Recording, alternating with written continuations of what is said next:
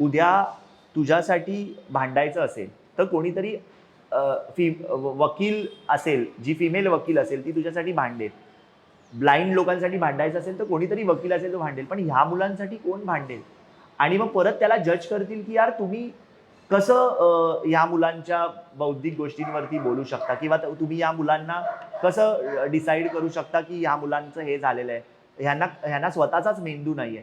तर मला नेहमी असं वाटतं की आपण त्यांना कधीच जज करू नये, आपण त्यांना कधीच अशा पद्धतीने वाईट पद्धतीने बघू नये, त्यांच्या बौद्धिक गोष्टींवरती आपण कधीच डाऊट घेऊ नये. त्यामुळे कायम या मुलांच्या बाजूनी भांडायला मी उभा असेन आणि मी भांडतो ह्या सगळ्यांच्या. तर मग त्याच्यात माझा स्वार्थही असतो की नाही, माझ्या मुलांना योग्य न्याय मिळायलाच पाहिजे. म्हणजे आत्ता तर मी त्यांचा एक सिम्बॉल आहे ज्याच्यावरती मेंदूचं चित्र आहे, म्हणजे इंटेलेक्च्युअल डिसेबिलिटी असल्यामुळे मी म्हणतोय का मेंदू? तुम्ही कोण डिसाईड करणारे आहात की हे चित्र असायला पाहिजे?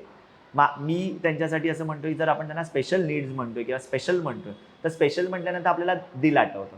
मग आपण त्या दिल आणि एक आयकॉन असं कॉम्बिनेशन करून काहीतरी डिझाईन करू शकतो का?